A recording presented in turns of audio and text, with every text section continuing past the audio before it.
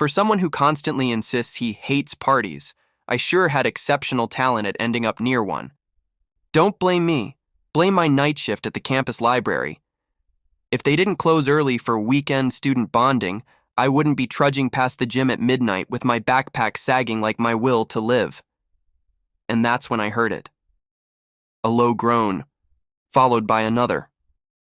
Followed by the loud, dramatic thud of someone hitting the ground like a sack of potatoes. "Great," I muttered. "Either a drunk raccoon or a drunk alpha. Both dangerous, both rabies-prone." Against all my survival instincts, I walked toward the sound, and there he was. Kevin Arden, campus golden boy, rich family, perfect jaw, stupidly broad shoulders. Basically the kind of alpha every omega threw themselves at, except he wasn't throwing anything right now. He was sprawled on the concrete behind the gym, breathing hard, pupils blown, cheeks flushed crimson. Drugged. "Oh, fantastic," I sighed. "I've rescued a golden retriever with muscles." Kevin's glazed eyes lifted. He blinked slowly, like a toddler learning shapes. Then, he grabbed my wrist. Not lightly, not gently. Nope. He latched on like I was some kind of emotional support animal. "Warm?" he whispered, voice hoarse. "Different." I stared at him. "Sir, I'm a person, not a heated blanket." His grip tightened, and that's when I smelled it.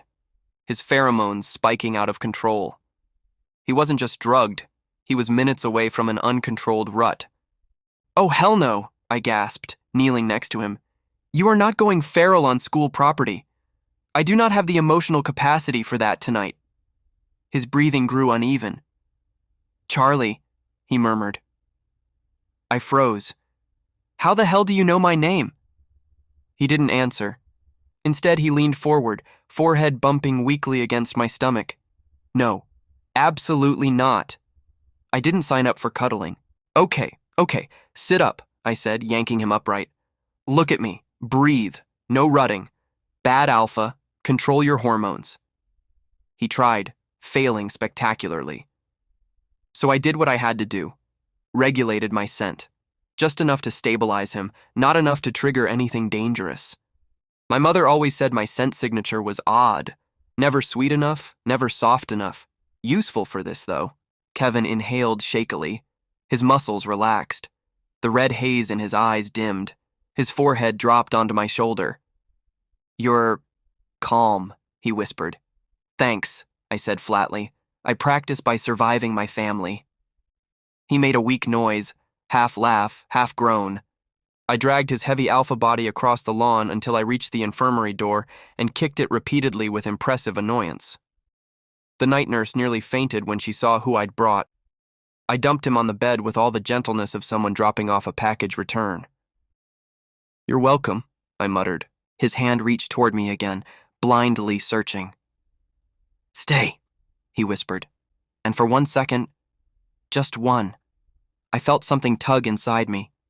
But then I remembered who he was, and who I was. "Baby, I can't even stay in conversations," I said, pulling away. "Good luck." I left before he could say anything else. The next morning, I made the deeply regrettable decision to check on him. Not because I cared. No. Because I suspected the nurse would faint again. Kevin was sitting up, shirt rumpled, hair messy, eyes clearer, but still devastatingly attractive in a way I refused to acknowledge. As soon as he saw me, he said the stupidest sentence ever spoken in human history. "I'll take responsibility." I blinked. "For what? Existing?" "For last night," he said seriously. "You're an omega. I should support you." Ah, there it was. The alpha hero complex. "Sir," I said, holding up a hand, "I don't even take responsibility for my own breakfast. Please leave me out of whatever guilt fantasy you're having." He stared at me like I'd slapped him with a baguette. "You're rejecting my help," he said slowly. "Yes, congratulations. You've identified the situation." His eyebrows furrowed. "No omega has ever refused me." "Well, today's your lucky day. Mark it in your calendar. Historic humiliation, Charlie delivered." His expression went through 7 stages of emotional crisis. But I want to take care of you. Why? I demanded. Because I happened to be there last night? Because I'm an omega? Because you feel bad?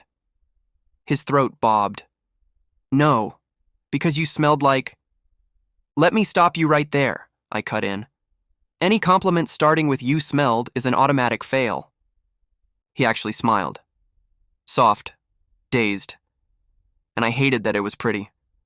Then he leaned forward, eyes focused entirely on me. Charlie? He said gently. What? You really won't let me look after you? Correct. You really don't want anything from me? Correct. You really don't... I cut him off again. If you complete that sentence, I'm leaving the room. He laughed. A real, warm, amused laugh. Why did it sound illegal? Thank you, he whispered. For what? For not treating me like I'm untouchable. I rolled my eyes. You're welcome. Now stop staring. I can't, he said softly. You're interesting. Tragic taste. Truly. I left the room before he could spiral again. But even as I walked out, I could feel his gaze on my back like a warm hand, and I hated how a tiny part of me didn't hate that. Walking into my house always felt like walking into a reality TV show where I was the background extra nobody cared about. The moment I stepped inside, my mother barely glanced up. Oh, you're home, she said. Leo made omelets. Isn't he wonderful? Leo, my charming, beloved by everyone stepbrother, who everyone preferred over me. He spun around with a grin that was far too oily. There's my favorite person, he said, walking toward me with the swagger of someone who thought he was flirt material. I stepped aside. Favorite? You tried to eat my leftovers yesterday. That's affection, he said confidently. By the way, you should smile more, only for me. I picked up the nearest spoon and threw it at his head. Charlie, my mother snapped.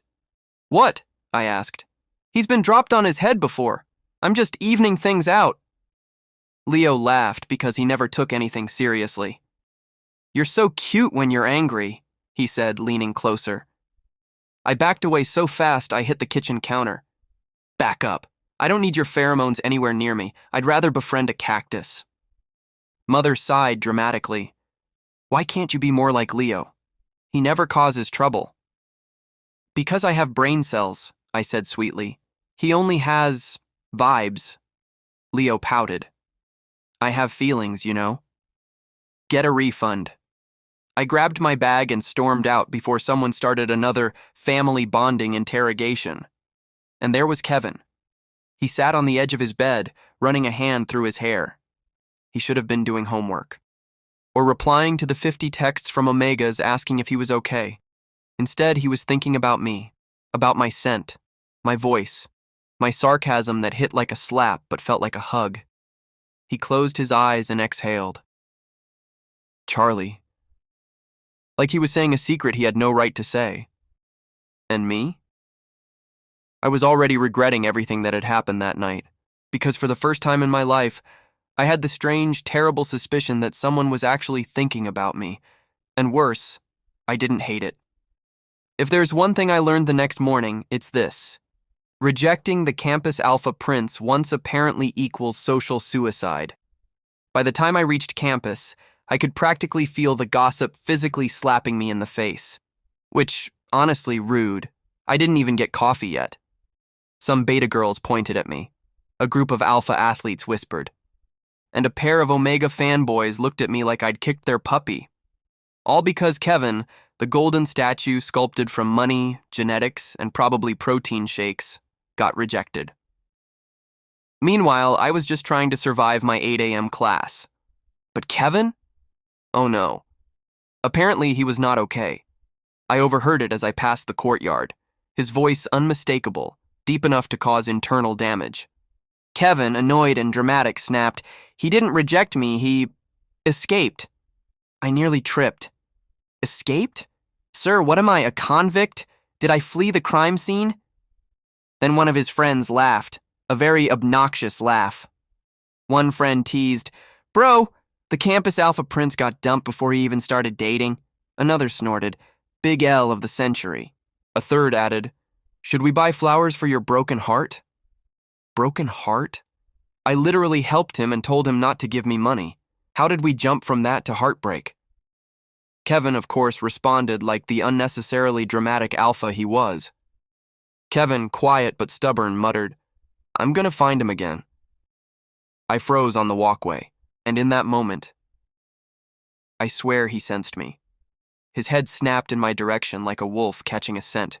Cue me turning around so fast I almost dislocated my neck. Nope. Not today. Charlie does not deal with clingy alphas before caffeine. I strutted away like a man on a mission, my mission being stay alive and avoid beautiful problems. By lunch, the rumors were loud enough to make me want to retire from life. A group of omegas cornered me near the lockers. One omega girl gasped, Charlie, is it true? I muttered, if it's about my grades, no. She pressed, no! I mean, did you actually reject Kevin? That Kevin? Hot, rich, captain of everything Kevin? I sighed. I snapped, I didn't reject him. I simply upgraded him to the ignore list. Shocked gasps. One beta clutched his chest like I'd delivered a fatal blow. One beta asked, but why would you ignore someone like that? I replied, because I'm allergic to chaos and muscles. More whispers, more awe, more confusion. I walked off dramatically, because if they were going to treat me like a legend, I might as well act like one. My phone buzzed, 3 times, then 10.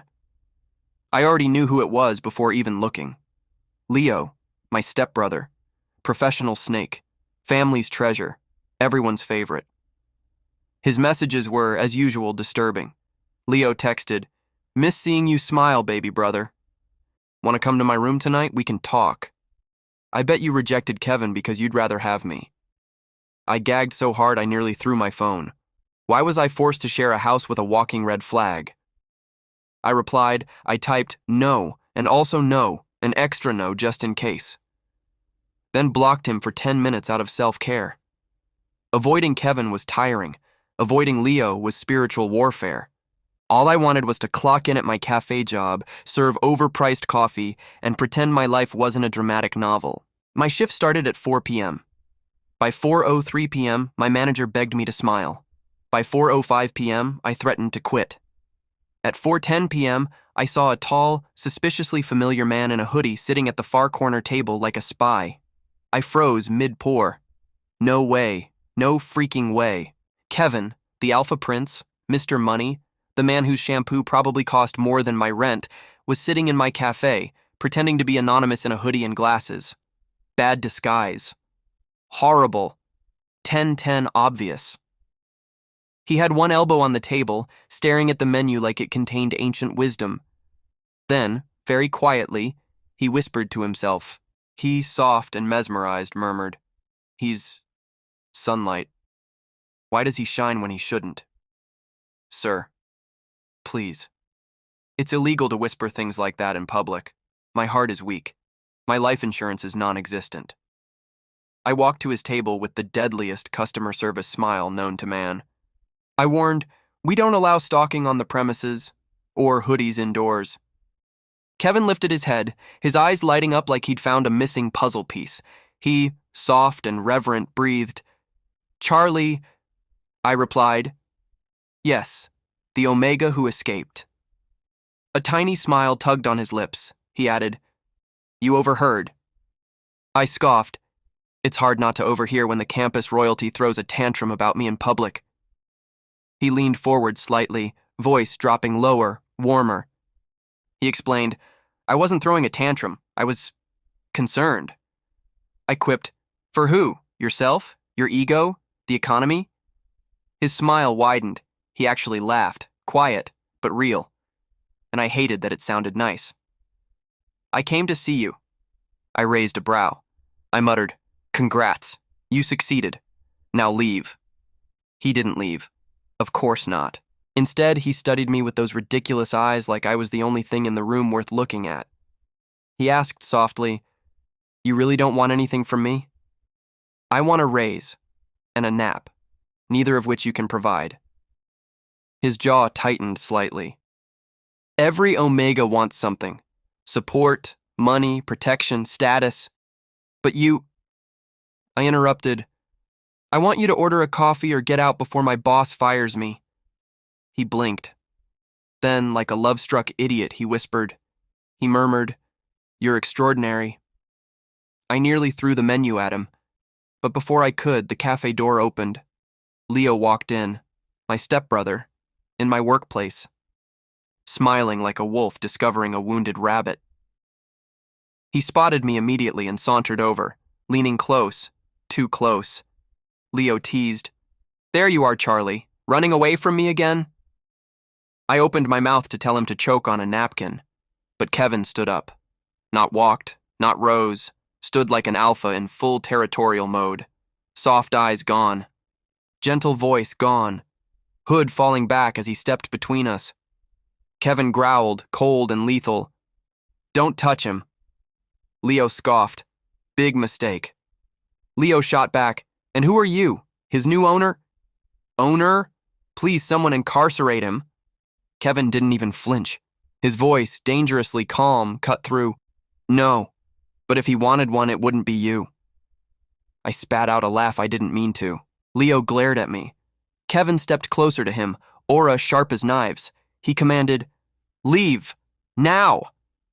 Leo hesitated, but Kevin's alpha pressure was nothing to joke about. He left with a glare and a slam of the door. Silence filled the cafe. I stared. Kevin stared.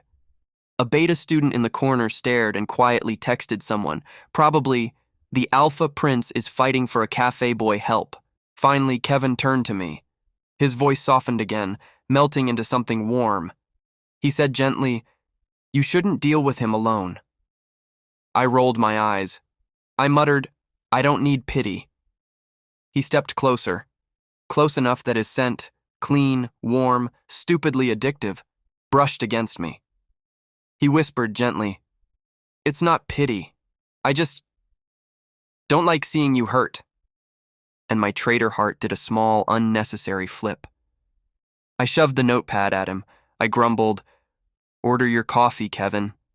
He smiled slowly. He promised, "As long as you're the one making it." I gave up, completely.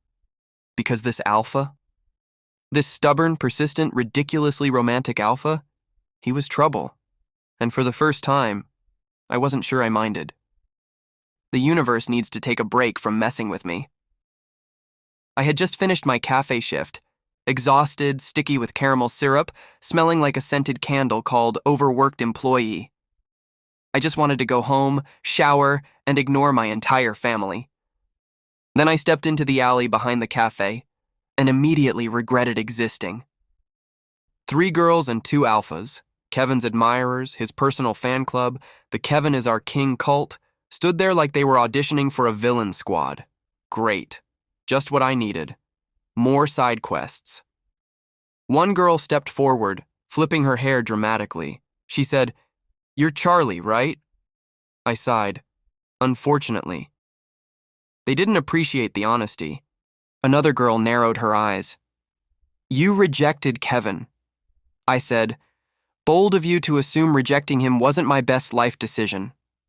A gasp, a dramatic hand over a chest. Someone whispered, "He's brave." Someone else whispered, "He's stupid." One of the alpha athletes stepped forward, cracking his knuckles like he thought he was scary. The alpha said, "Stay away from Kevin. You don't deserve to talk to him." I deadpanned, "Trust me, if I had a choice, I'd avoid every man taller than a fridge." They didn't like that either. The girl in front shoved my shoulder. Not hard, just annoyingly. Girl said, "You're embarrassing him." I said, "Sweetheart, Kevin embarrasses himself just fine by breathing too dramatically." Another shove. Another glare. Alpha boy growled, "You think you're special? You think a guy like Kevin actually wants someone like you?" I blinked. "Oh, I get it now. This is jealousy.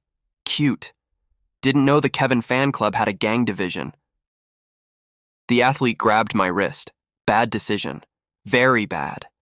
Before he could blink, I twisted his arm, stepped in, and threw him flat onto the pavement. He wheezed like a deflated balloon.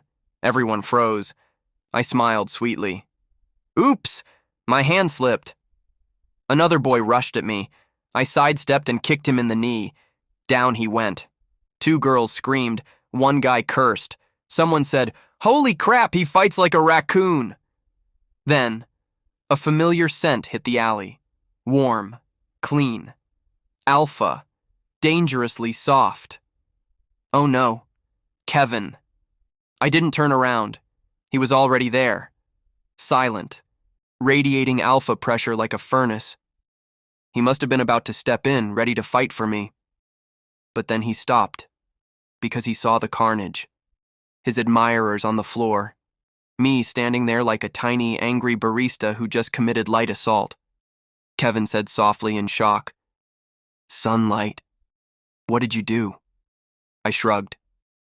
They slipped, repeatedly, onto my fists. He blinked, several times, like he was recalculating everything he believed about omegas. He finally walked forward, slow, controlled, but his scent, that warm vanilla smoke thing he does, hit the bullies like a tidal wave. 2 of them stumbled back immediately. Kevin wasn't even yelling, not even glaring, just existing, and apparently that was enough to terrify people. He looked down at the alpha guy on the floor, then at me, then back at the guy. He said, very politely but very murderously, "Don't ever touch him again."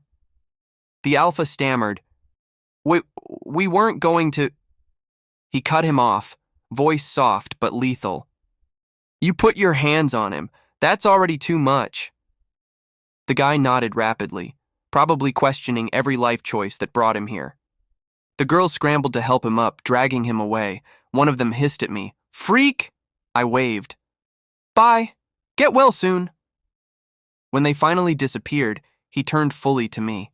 He stared, really stared. "Charlie, you fought them." I raised an eyebrow. "Yes? Did you want to see a magic trick instead?" He stepped closer, voice dropping lower, warmer. He murmured, "I came to protect you, but you protected yourself before I even arrived." I snorted. "Sorry to disappoint your hero complex." He shook his head slowly, gaze fixed on me like he couldn't look away. He whispered, "You didn't disappoint me. You impressed me." My stomach flipped. I hated it. He stepped even closer, lowering his head so we were eye level. "You were shaking earlier when Leo grabbed you, but here..." His eyes softened. "You weren't scared at all." I muttered, "That's because your fanboys are idiots. Leo is a different breed of pest." He went still. "Does he flirt with you often?" I instantly regretted talking. "Forget I said anything," I deflected, waving my hands dramatically, but he didn't forget. His expression darkened like a storm rolling in. He growled, "Tell me what he did." "Absolutely not. You look like you're about to destroy a city block." His jaw clenched. "Charlie..." I cut him off. "Nope. We are not doing the angry alpha growl arc right now." He exhaled, long and slow, clearly fighting the urge to go hunt my stepbrother down and break his limbs. He said quietly, "I hate knowing he hurt you." I rolled my eyes. "I don't need an escort, or a guardian, or whatever weird alpha fantasy you're having." He paused. Then softly, "I don't want to protect you because you're weak, Charlie." His voice dipped lower, rawer. "I want to protect you because you're important." My heart did something stupid, so I immediately ruined the moment. "Well, stop wanting that. I bite." He actually smiled. He murmured, "Then I'll learn how to handle the bites." I almost threw a trash can at him. Then he followed. Of course he did, because my life is a comedy. He offered, "Let me drive you home." I snapped, "No. It's late." I grumbled, "So is my patience." He insisted, "I can't let you walk alone after that." "Can't or won't." He paused, and then softly, honestly, he whispered, won't. Ugh. Why was he like this? Why did he say things like that with such sincerity that I wanted to slap him and kiss him at the same time?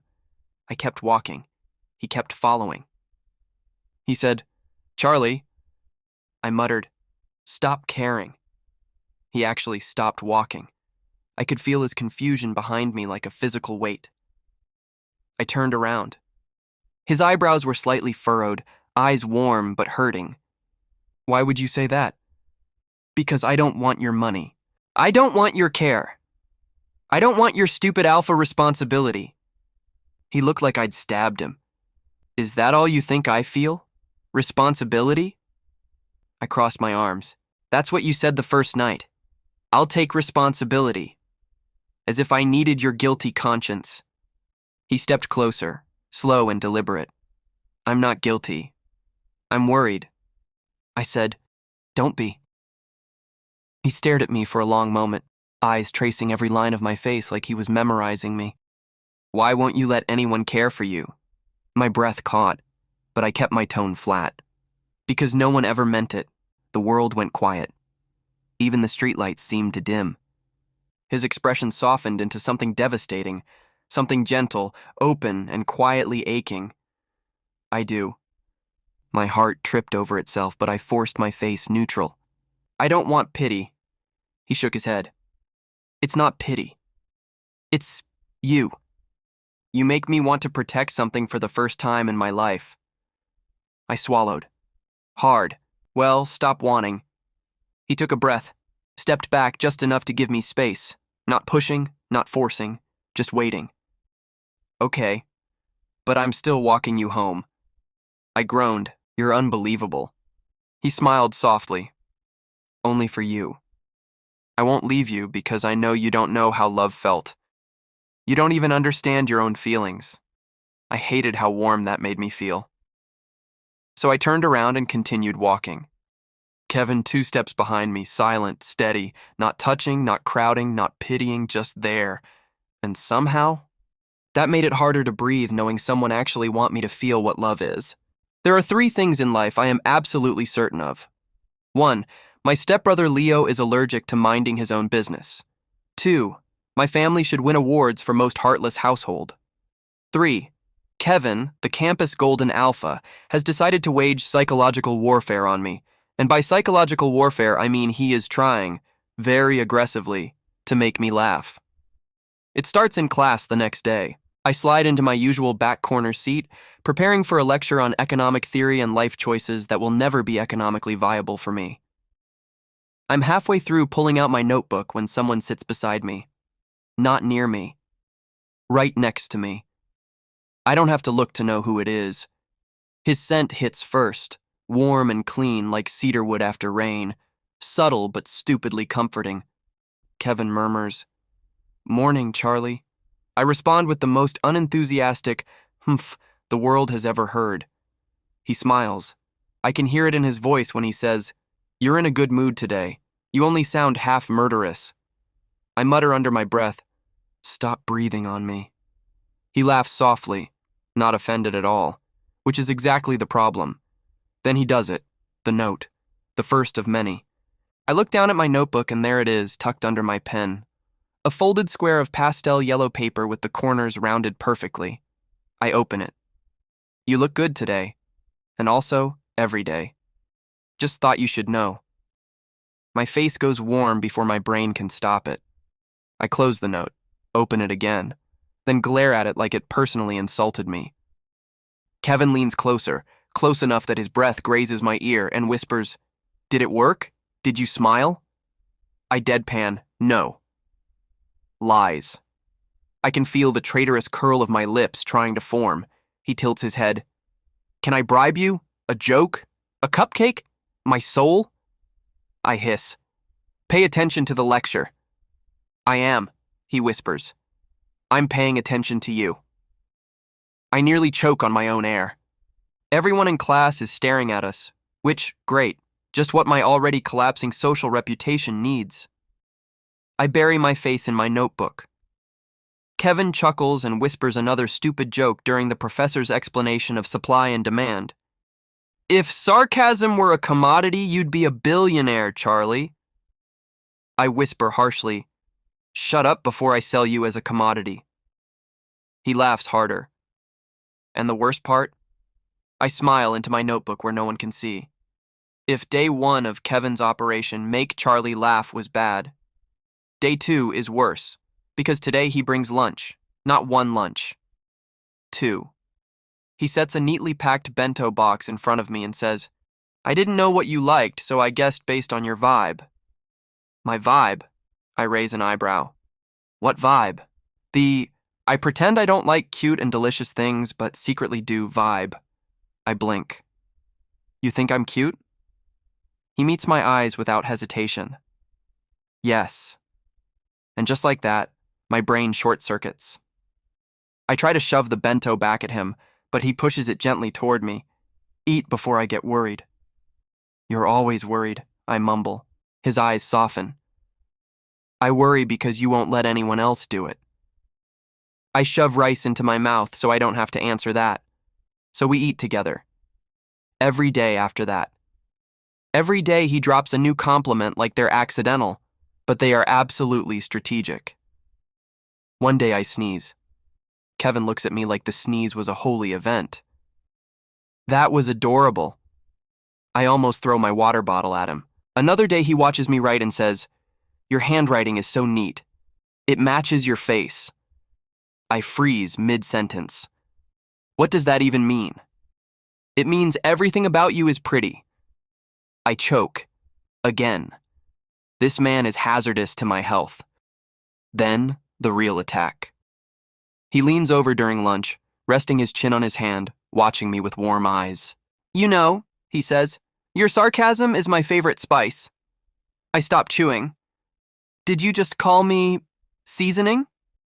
"Premium seasoning," he corrects. "The kind you hide so no one else can steal." I throw a napkin at his face. He catches it and laughs like I gave him a gift. He isn't done. Not even close. Because one afternoon when I accidentally smile, at something truly dumb he said, he gasps dramatically. "You smiled. Charlie, you smiled. This is historic."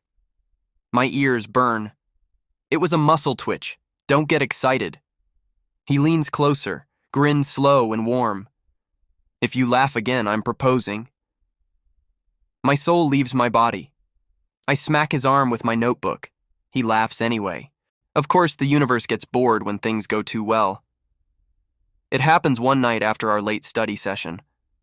I'm packing up my notes when a drunk student stumbles out of a frat house nearby. He's swaying, glassy-eyed, and his scent is all over the place. He walks straight toward me, fantastic. I step back, trying to avoid him, but he lurches in my direction again, and before I can even think of elbowing him in the nose, Kevin is suddenly there. Not walking, not running, materializing. 1 second I'm alone. The next I'm engulfed in the warmth of Kevin's arm pulling me behind him. His whole body goes tense, shoulders squared, voice low and sharp as a blade. "Back off," Kevin says. The drunk guy blinks, confused, then mutters something unintelligible and wanders away. Kevin doesn't move until the guy is out of sight. Then he turns to me, eyes wide with worry. "Are you okay?" I smack his arm with my notebook again, lightly. "If you treat me like a damsel, I will beat you with this notebook." He smiles, relieved, gentle, too warm for an alpha who should absolutely not care about me this much. "You can beat me however you want," he says softly. "Just don't walk away." My heart does the stupid thing again, the thumping, flipping, melting thing. I look away fast. "Why are you like this?" I mutter. "Why do you say things like that?" He steps closer. Not too close. Just enough that I can feel his calmness settle over me like a blanket. "Because it's true," he says. "And because I like seeing you flustered." I freeze. I'm not flustered. You're blushing. I'm overheating from embarrassment. He smiles, eyes soft. "Then I'll cool you down. Just stay next to me." I look at him. Really look at him. The alpha everyone loves. The alpha who could have anyone. The alpha who has decided, for some ridiculous reason, that I am the only one he wants to sit beside, laugh with, protect. Kevin breathes out gently. You don't have to let me in, he says quietly. But I'm here, as long as you want me. I look away, trying to hide the traitorous warmth in my chest. We'll see, I mumble. But when we walk back to the dorms, I don't move away from his side, not even once. I've had a lot of bad days. The kind where your coffee tastes like burnt despair, your boss thinks flexible schedule means be my emotional support staff, and your family pretends you're a ghost unless they need something. But today? Today looked me dead in the eye and said, "Sweetie, you haven't seen anything yet." I was taking out garbage bags behind the cafe, muttering to myself like a well-adjusted adult. I swear if one more customer asks for extra hot soy almond foam oat matcha with a shot of oxygen, Then I smelled him. Pine something cologne and entitlement. Leo. Of course. He stepped out from behind the dumpster like he was starring in a low-budget villain reveal. "Charlie," he said in that honeyed way he used when he wanted something. "You've been ignoring my messages." "I ignore everyone's messages," I deadpanned. "Don't take it personally. Or do. I don't care." Leo walked closer, smiling like he owned the air I breathed. "You should come home. Father's talking about removing you from the family registry. I can convince him otherwise." "Wow," I said.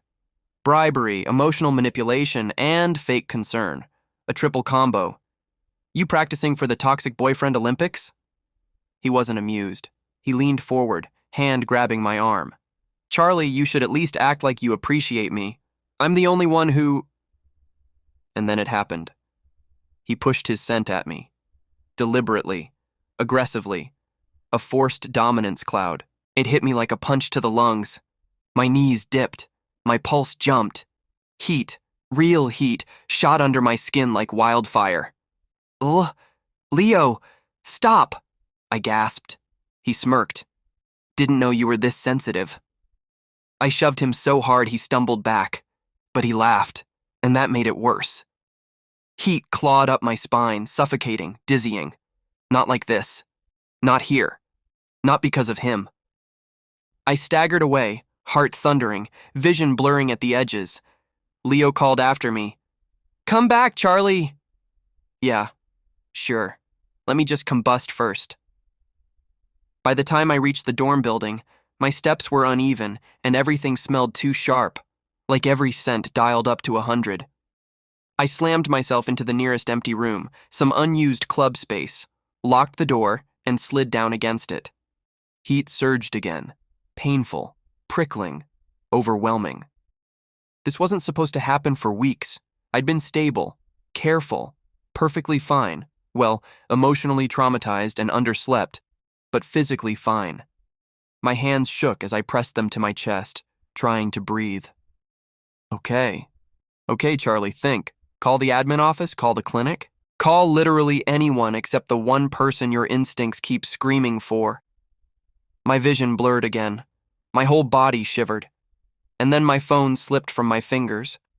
Before I could stop myself, muscle memory dialed him. Kevin. Of course it was him. The ringing barely hit twice.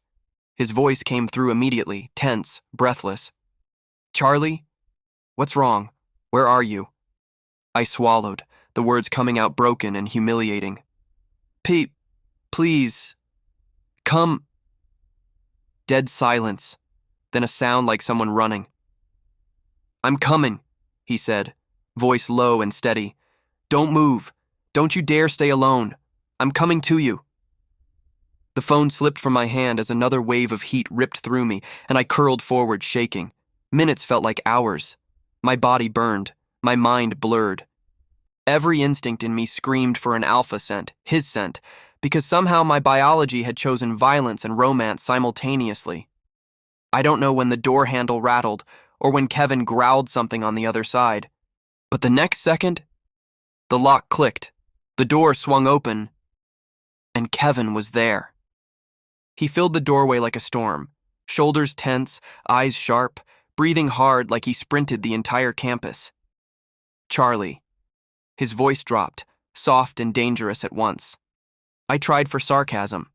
I swear I did, but all that left my mouth was a shaky, "Took you. Long enough." He knelt immediately, pulling me gently against him, arms sliding under me like I weighed nothing. "You're burning," he murmured. "Who did this to you?" His scent washed over me, warm cedar and something sweet, and my body loosened involuntarily, traitorously. I buried my face in his chest because breathing his scent felt like oxygen returning. He held me tighter. "I've got you, I'm here, breathe, sweetheart." Sweetheart, oh, fantastic. I was dying and being sweet-talked. "Don't call me sweetheart," I muttered into his shirt. He huffed a laugh, while I was having my biological meltdown. "You could be on fire, and you'd still glare at me," he whispered. "God, you're incredible." I wanted to kick him, but unfortunately I was too busy melting. He lifted me effortlessly, one arm under my knees, the other cradling my back. I yelped because dignity is important even when overheating. "Put me down." "No," he said simply. "No? That's it? Just no?" His jaw tightened like he was barely holding himself back from something primal. "I'm not letting you suffer alone. Not ever again." He carried me through the hall, ignoring the stairs, ignoring everything, his scent wrapped like a shield around me. My head fell against his neck despite my best efforts not to. It was warm there. Safe. And Kevin's voice, soft and pained, broke the quiet. "I should have protected you sooner." Another heat spike hit, and I accidentally curled closer. He sucked in a breath sharply. "Charlie," he murmured, "tell me who hurt you." Not now," I muttered. "I can't think, and you'll go all alpha explosion." "I'll explode later then," he whispered. "Right now, I'm here for you. Only you." Something clenched in my chest. We reached the health dorm suite, and he nudged the door open with his foot, carrying me to the bed like I was made of glass. He lay me down gently, but the second he tried to step back, I grabbed his sleeve. Pure instinct. His breath hitched. "I'm not going anywhere," he promised immediately, sitting beside me so I wouldn't panic. His hand brushed my cheek, thumb stroking lightly. "You called me," he whispered. "Out of everyone. You called me." "Don't. Read into it," I muttered. "My brain is soup." He smiled, soft and devastating. "I'll take Soup Charlie over anyone else in the world." I glared at him. He looked like he adored me anyway. Then he leaned closer, forehead touching mine, his scent easing the worst of the heat, grounding me. "Rest," he murmured. "I'm right here, sweetheart." "You say that again?" I mumbled weakly. "And I'll bite you." His voice deepened, warm and teasing. "If you bite me, Charlie, I might fall in love on the spot." My heart flipped so violently I nearly ascended. Kevin exhaled shakily and wrapped me carefully in his arms. And for the first time in a long time, I wasn't cold. I wasn't alone. I wasn't unwanted. I was held, taken care of, even if I refused to admit how much that meant. Especially to him. The moment he attempted to move his arms away from me, I clung harder. A messy, needy whimper left me before I could stop it. He froze and swallowed hard. "All right," he whispered. "I won't go anywhere." The pheromones in the room thickened until every breath felt like swallowing liquid heat. But Kevin didn't push dominance. He released just enough scent to cradle me, to soothe the sharp edges, to cool the fire without drowning me in it. That's what made it worse. He was being gentle. Too gentle. And my traitor of a body loved every second. He sat on the edge of the bed, his hand smoothing damp hair off my forehead, his thumb brushing my cheek in slow, grounding strokes. The world steadied a little. Not much. But enough for me to see him clearly through the haze. Flushed cheeks, worry-hard jaw, pupils blown with instinct he was desperately fighting. Why was he fighting? Why was he holding back so hard? I reached up and touched his face. Not gracefully, mind you. More like my hand floated up without permission and cupped his cheek. His breath caught. "Charlie," he murmured. "Why does your scent—" My voice trembled. "Make it worse and better at the same time?" Because it did. His scent soothed me, but it also made my heat flare painfully sweet, desperate, needy. My thumb brushed his jaw before my brain could intervene, and he closed his eyes, sucking in air like he was drowning on dry land. "Careful," he whispered. "I'm trying very hard to behave." I noticed. I leaned closer despite everything. "Annoyingly well, actually." His eyes snapped open. I don't know who moved first. Maybe we both did. Our lips almost touched. Almost. But Kevin inhaled sharply and pressed his forehead to mine instead, trembling. "Charlie, not like this." My heat pulsed hard enough to knock the breath out of me. My knees wobbled, body bowing into his by instinct, pulling him with me. He followed, bracing his arms on either side of my head, caging me gently against the bed. His weight hovered over me, not crushing, not trapping, just there.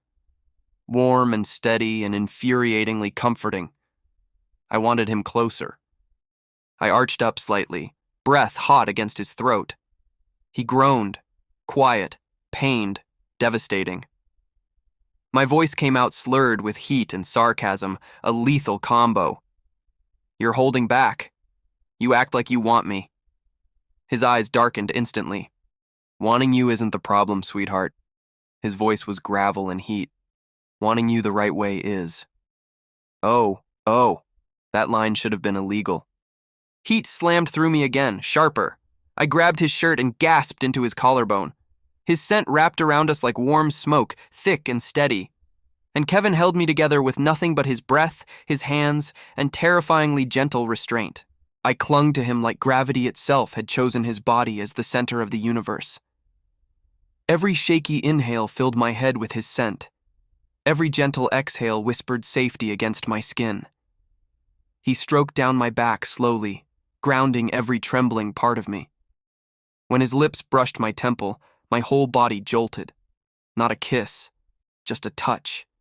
A maddening, soft, perfect touch. But then he kissed my jaw. Soft, careful, butterfly-light. My breath hitched. He kissed a spot beneath my ear. My hips arched on instinct. "Kevin?" I gasped. "Don't stop!" His breath trembled against my throat. "I'll only go as far as you want," he whispered. "And right now, your body is begging, but I want your mind begging too." I made a sound that might have been a curse, or a plea, or a threat. Unclear. Kevin lifted my face gently between his hands, forcing my hazy eyes to meet his. "Look at me," he whispered. I did. Barely. Blearily. Heat-hazed and undone.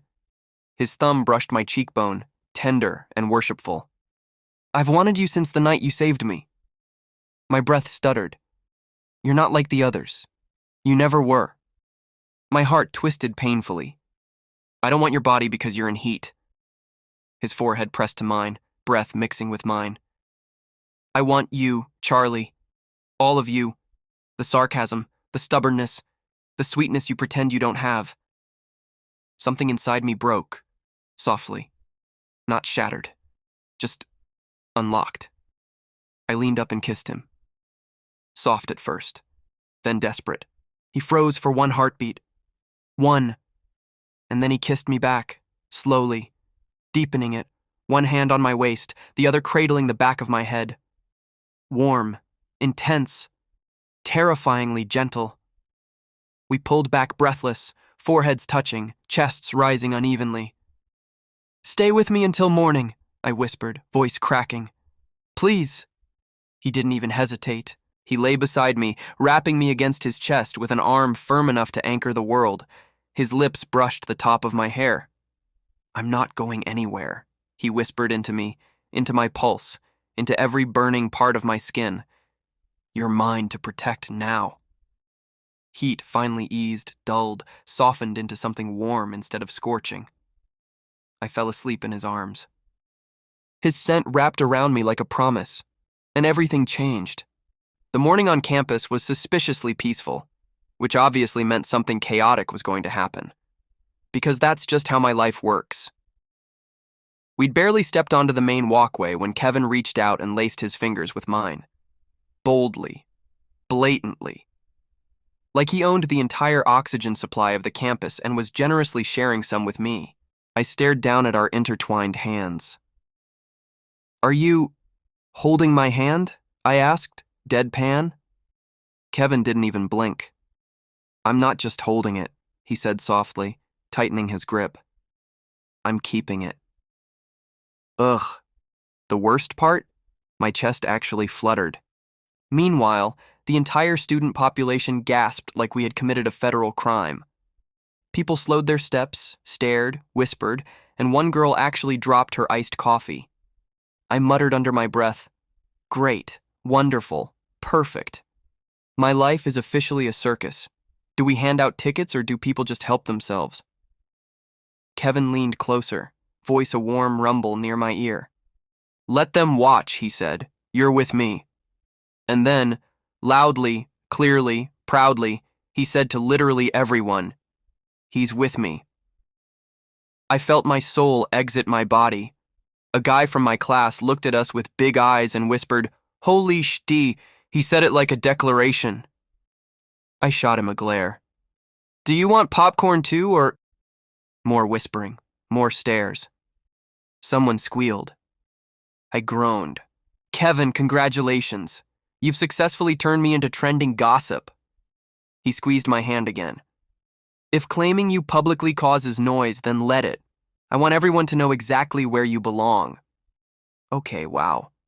That hit somewhere deep I wasn't prepared for. I wanted to shove him. I wanted to kiss him. I settled for glaring at him like he had emotionally inconvenienced me. "Next time, warn me before creating a social earthquake," I muttered. Kevin just smiled. The stupid soft one that disarms my sarcasm like it's made of wet tissue. "Noted," he said, "but I'd still do it again." Damn him. My house felt smaller than usual the moment we reached the gate. Probably because stress makes everything shrink. Lungs, sanity, optimism, all of it. I inhaled deeply. Okay, just a casual visit. Casual trauma, casual emotional damage. No big deal. Kevin rested a hand on my lower back. "I'm right here," he murmured. "Good," I said, "because you're probably going to witness a family emotional apocalypse." He didn't flinch. "I'll handle whatever comes." Bold confidence. Fine. Let him try. We stepped inside. My mother was in the living room, my father in his usual chair, and my stepbrother, the reason my blood pressure has trust issues, was leaning against the wall like he owned gravity. Their eyes flicked to Kevin, and then to our intertwined hands. My mother gasped. My father frowned. My stepbrother's eyes widened before pure anger snapped into place. "What is that supposed to mean?" he spat. "It means I have a hand and someone is holding it," I said. "Congratulations, you've unlocked basic observation skills." He took a step forward, jaw clenched. "Charlie, what are you doing? Why is he here? Why are you—" Kevin stepped past me. The entire room shifted like someone had changed the atmosphere settings. Kevin's voice was calm, but it carried a weight that made every wall seem to straighten. "He's here because he deserves respect," he said. "Something this house has failed to give him."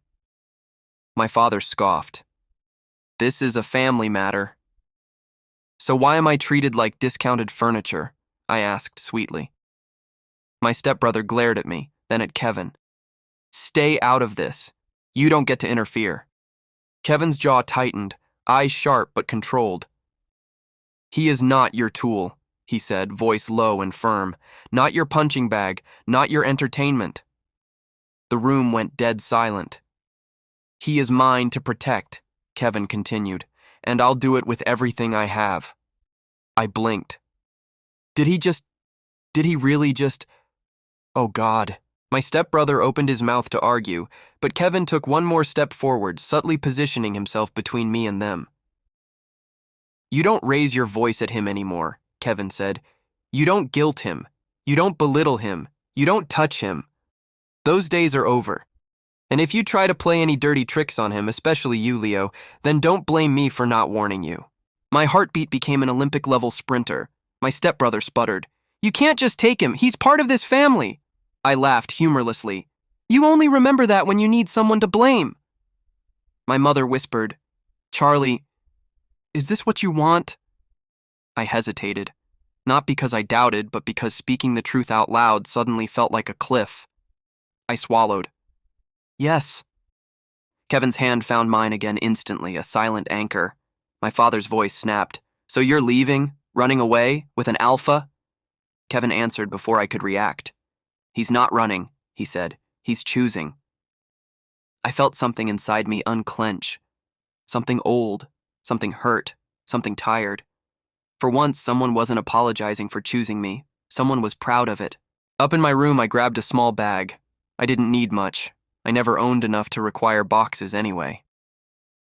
Kevin watched me quietly, leaning on the doorframe like he belonged there. You okay? He asked softly. No, I said honestly, tossing a shirt into my bag. But also, yes, and maybe. And also I want to scream. It's complicated. He chuckled. I can hold you through all the complicated parts. I paused. Why did he say things like that? Why did he say them like he meant them? I zipped my bag. Kevin, if you keep saying romantic things, I might accidentally fall harder. Please stop. He walked over and tilted my chin up gently. I'm saying them because they're true, he murmured. Ugh, stupid alpha. Stupid feelings. We walked downstairs. My parents stood there with uncertain expressions. Guilt, confusion, maybe regret. My stepbrother scowled but didn't speak. Good. Progress. I didn't do a dramatic goodbye. No long speeches, no emotional monologue. I simply said, I hope one day you understand why I'm choosing myself. And then I walked out. Kevin intertwined our fingers again the second we stepped outside. You're not alone anymore, he said softly. I snorted. I know. You're too loud to ignore.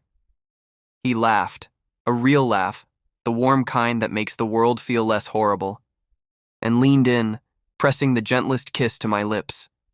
I melted. I absolutely, shamefully melted. His forehead rested against mine. I'll make you feel safe, he whispered. Loved, wanted, every day. My voice cracked a little as I muttered. No pressure or anything. He smiled. I can handle it. We walked away together, two silhouettes against the setting sun, my small bag bouncing against my leg, his warm hand locked around mine, and a strange new feeling forming in my chest. Hope.